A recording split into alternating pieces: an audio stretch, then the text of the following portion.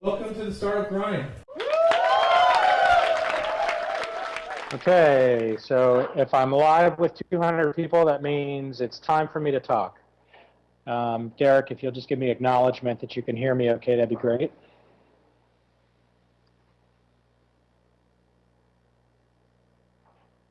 Okay.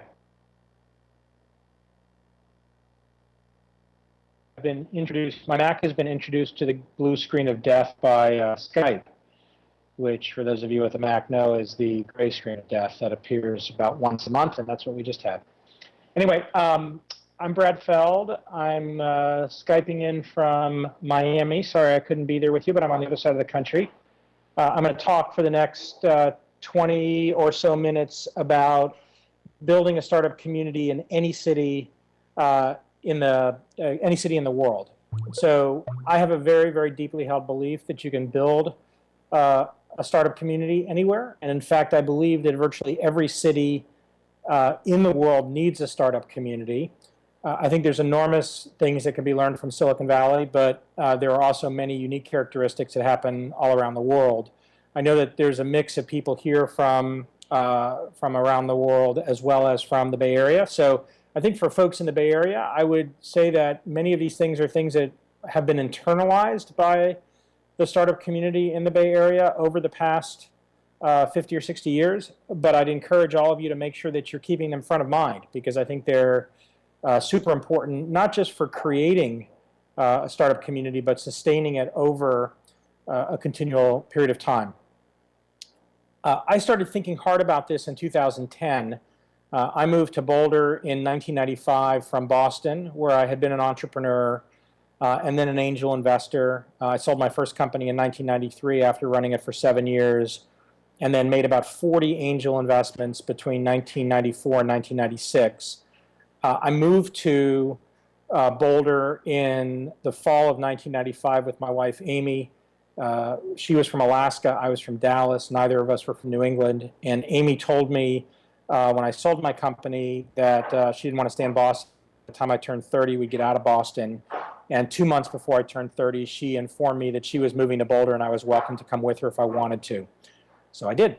That's how we ended up in Boulder. We knew one person when we moved to Boulder, and he moved away a couple of months later. So we literally knew nobody in 1995 in Boulder. I was investing as an angel investor in Boston, New York, Seattle, San Francisco, LA, kind of my normal route because of things that I had done with my first company and the networks that I had built. I didn't have any expectation that I'd be investing in companies in Boulder or in Denver. I really didn't know much about the scene, and I had just moved there to live there. In 2010, I started looking back on the last 15 years of my time in Boulder, and something remarkable had happened. And it started before I got to Boulder. So my history is only from 95 forward, but there had always been a lot of entrepreneurial activity in and around Boulder. And in 2010, I tried to piece together what I thought had happened and what had caused Boulder to become nationally recognized as, internationally recognized as a great startup community. Have a number of companies emerge, not just from sort of the 2007 time period forward, but many emerge that are becoming very significant companies today. I think Jim Franklin from SendGrid is with you. That would be a company that emerged more recently. But other companies such as Rally, which was Rally Software, which was started in 2004 and is now the market leader in agile lifecycle management, software development tools, about a 400-person company. Return Path, which is based in Boulder and New York, but about a 400-person company. Both those companies, very significant. Another example would be Zayo Group, which is a multi-billion-dollar revenue company that's essentially one of the largest infrastructure companies in the world at this point. So this sort of phenomena that's caused not just this, but also this incredible number of startups. There's probably about 400 startups in and around the Boulder area right now. Boulder's only 100,000 people, so it's a very small place. I like to say that in some cities, if you're in downtown San Francisco, we actually fit in the Transamerica building. The entire city fits in that building. Not quite, but close enough. So what happened and what caused this to happen? And when I thought about it hard, I came up with 4 principles that I believe are applicable to any startup community. And essentially, if you apply these 4 principles in any city in the country, you can develop a long-term sustainable entrepreneurial ecosystem. So I'll walk through the 4 quickly. And again, for those of you in the Bay Area, you'll recognize many of these because I think, again, they're internalized into the workings of the Bay Area. But for those of you around the country, hopefully these will ring true in terms of what, and around the world, drive your startup communities. So the first is that the startup community has to be led by entrepreneurs. I separate the universe of people participating in the startup community into 2 categories, leaders and feeders. And both leaders and feeders are important. It's not that one's better than the other. They're both integral parts of what's going on, but they do play very different roles. The leaders have to be entrepreneurs. Not all the entrepreneurs, but a critical mass of entrepreneurs, which in a place like Boulder or any other startup community that's getting off the ground might be 5 or 10 entrepreneurs. Doesn't have to be 100. Today in Boulder, there's probably 100 people that you would consider to be playing the role of leaders in the startup community. But back in the mid-90s, when I think back to that time frame, maybe a dozen people were playing active leadership roles.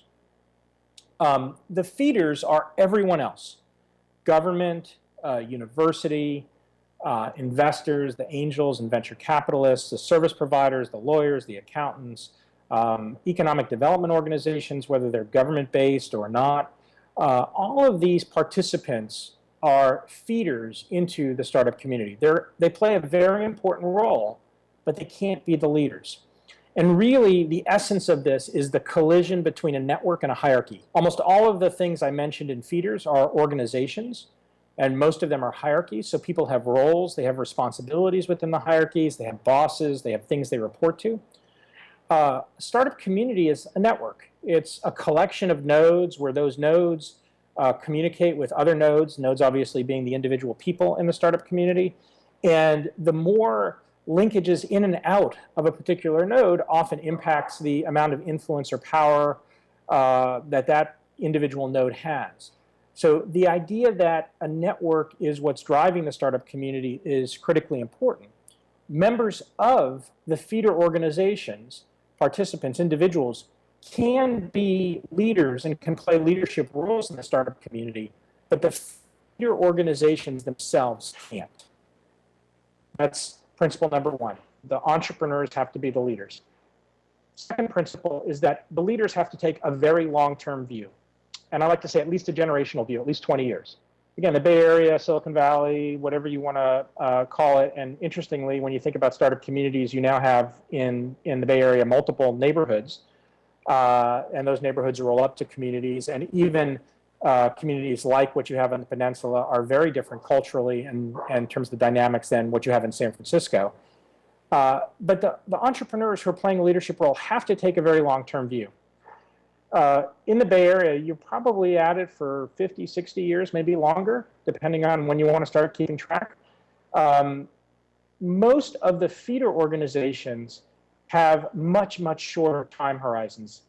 Government works on 2- and 4-year time horizons. University works on an annual time horizon, unless you're trying to get tenure, in which case you're very obsessed with things for 7 years, namely getting tenure. Most businesses work on a monthly, quarterly, annual rhythm. The startup community is something that has to transcend all of those things. It takes much, much longer. It takes a lot longer than a year to create a company. Sure, there's some successful startups that take, 2, 3 years. Every now and then we hear of a company that 2 or 3 years in is worth $1 billion. But the vast majority of startups take 5, 10, 15, 20 years to really become significant businesses. And startup community follows that same trajectory. So the leaders have to be committed to the startup community for a very long period of time. The other part of this is that they have to transcend macroeconomic cycles.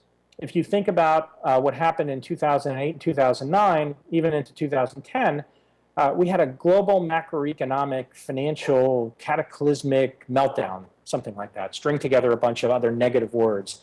And if you waste your time watching CNN or CNBC or anything else like that, by the way, I encourage you to stop watching that and watch something else that's it's more entertaining. What, sports, if you're into sports, or the cooking channel. I mean, basically the news is just entertainment at this point. The startup community in Boulder and the startup community in lots of other places like the Bay Area simply didn't notice that there was this global economic, macro, universal, pan-galactic meltdown going on. And instead, the entrepreneurs did what entrepreneurs do, which is they just had their heads down and they worked hard on their companies and they worked hard on building their startups. And they didn't really pay that much attention to the macro. Sure, the macro had a little bit of impact on some companies. Bigger companies were a lot more conservative with what they were buying. Credit was tighter, et cetera. But at the startup level, at the inception level, and at the startup community level, there's a huge amount of vibrancy between 2008 and 2010 that continues today into 2013. So this long-term view has to transcend these macro cycles, as well as extend well beyond the typical cycles of government, of academia, of any other organization that is operating on a shorter-term rhythm. The third principle is that you have to be inclusive of anyone who wants to engage at any level. This is fundamentally critical to the dynamics of a startup community. In Boulder, we use a phrase, give before you get, and we talk about mentors over and over again. Mentors, mentors, mentors, mentors, mentors, mentors, mentors. We don't talk about advisors very much. And there are advisors in the world, and they have a role, but they're very different than mentors. And I'll give you a specific example. An advisor, when an entrepreneur asks if the advisor will be helpful with their company, an advisor says, sure, I'd be happy to be helpful for the $3,000 a month retainer or for 1% of your company in equity. A mentor says very simply, how can I help? And the difference between those two is profound. The mentor does not enter into the relationship in a transactional sense. The advisor does. The mentor is not altruistic. The mentor's not doing this because they expect they'll get nothing out of it. But they're not defining a priori what they're going to get out of the relationship. And this is a really, really important thing to wire into the startup community ethos, because what you want in the startup community is all of the entrepreneurs helping each other. You want the entrepreneurs acting as mentors to each other. You want experienced entrepreneurs helping first-time entrepreneurs. Interestingly, many first-time entrepreneurs have a lot to teach experienced entrepreneurs and experienced investors. So this dynamic of mentorship is very bidirectional. In addition, by adopting this give before you get mentality, which is the way I've lived my whole professional life, you end up getting back a lot more than you'd ever imagine if you defined everything transactionally on the front end. And sure, there's a lot of transactions in the system. I'm a part of a venture capital firm. We don't give people money and say, hey, just send us back whatever you think we should get back. We negotiate a deal and invest and get a part of the company back as a result. But our attitude in advance of making the investment is very much a give before you get attitude. We're happy to spend time with people well in advance of making an investment if we can be helpful at any level. If it's something that we can't be helpful with or don't know something about or is competitive with something we do, we're clear with that. But if we can be helpful, we try to, as part of not just giving before we get, but also we learn an enormous amount through that activity, and we build up a lot of positive karma. And that's really useful in the context of a startup community. Fourth principle is you have to have activities and events that engage the entire entrepreneurial stack on a continual basis. And when I talk about activities and events, I'm not talking about cocktail parties or Entrepreneur of the Year awards, of which every city has, and most of them are fine, but not particularly additive. Conferences like this one that get entrepreneurs together side by side for multiple days are super important, especially if they have a repeating cadence, especially if they have reach beyond once a year in one location. But I'm also talking about things that actually engage entrepreneurs in doing things together and creating things together. My two favorite examples of this are Startup Weekend and accelerators like Techstars. So Startup Weekend, for those of you that haven't been to one, is essentially a simulation of entrepreneurship. It's 54 hours where people get together, existing entrepreneurs and aspiring entrepreneurs, and start some companies. And real companies come out of it. Yesterday, Foundry Group announced that we'd invested in a company called Rover.com, which is based in Seattle. I joined the board. And Rover came out of Startup Weekend in Seattle a year and a half ago. So it's not just the case that startup weekends are places where people go and try things and then vanish to the winds. In some cases, real companies come out of them.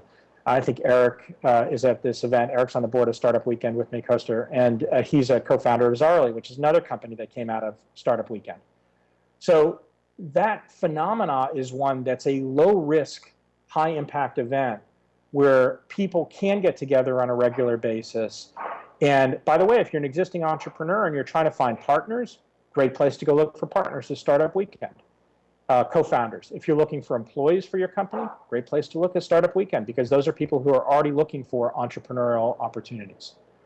Another example is an accelerator, and Techstars is the accelerator that I helped co-found in 2006 with David Cohen, and we pioneered the mentor-driven model that's now really spread around the world. And many of the accelerators, both the ones that we've been involved in and many that have used our playbook, which we've given freely, have used this mentor-driven approach where it's not just about putting a bunch of companies through a 90-day process. That's awesome and super important, but it's also about engaging the startup community actively with these entrepreneurs over that 90 days. So if you were to be in Seattle during the 90 days that one of the accelerators up there, whether Techstars or Microsoft Accelerator is running, or if you're in Portland when the Nike Accelerator is running, which is powered by Techstars, or in Boulder this summer, we just announced Techstars Chicago in conjunction with Accelerate, which has run a mentor-driven accelerator for 3 years. This will be their fourth, and they'll do it as Techstars Chicago for their fourth. If you spend time, those 90 days around the program, actively engage the entire entrepreneurial stack. There are opportunities for aspiring entrepreneurs to get involved. The existing entrepreneurs running companies are very engaged, not just with their business, but with each other. They're physically in the same space for that 90-day period. The mentors are in and out on a continuous basis with the companies all the time, and not just coming by and giving talks, but actually spending real time with the companies that they're lead mentors for.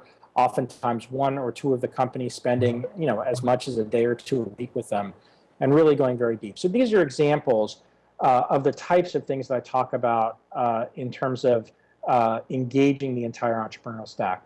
So let's roll through four of those backwards. So the fourth is activities and events that engage the entire entrepreneurial stack. Think about the number of things that are happening every day in the Bay Area. Think about the number of things that are happening every day in a place like Boulder or a place that New York. You literally want to have activities and events every day that are available for anybody who wants to engage in them.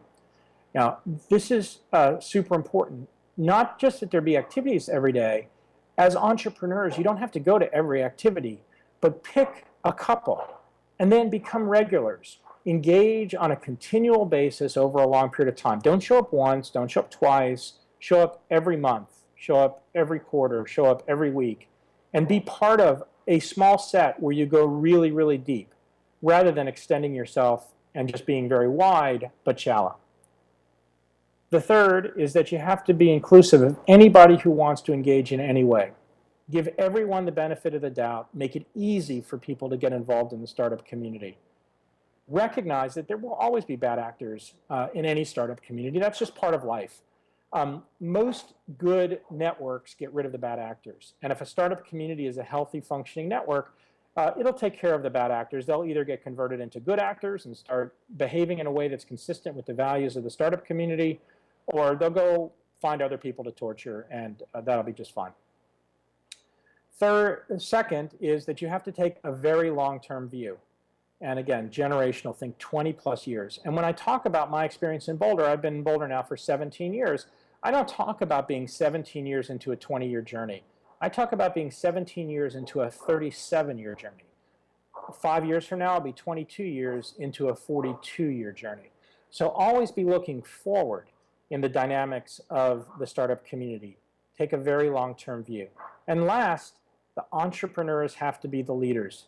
If the hierarchies, if the feeders try to control, try to manage the startup community won't thrive. If the entrepreneurs are the ones leading it and the feeders are providing support, help, encouragement, and our inputs into the startup community, it can thrive. So thanks for letting me Skype in and talk at you. I got to say it's a little odd with no audio and no feedback on your end. So hopefully I wasn't just talking to myself for the last 30 minutes. I've written about this and a lot more in my book, Startup Communities, Surviving and Thriving. Nope, now I mixed two books. Startup Communities, which is building an entrepreneur ecosystem in your city. My newest book is Startup Life, Surviving and Thriving in a Relationship with an Entrepreneur, which just came out. I wrote it with my wife, Amy. But if you're into startup communities and want to go deeper on some of these ideas, I encourage you to go to your favorite online bookseller and grab a copy. My email is brad@feld.com. If I can be helpful or follow up on anything, or there's anything that I said that you want to challenge, feel free to drop me a note, and have a good rest of Startup Grind.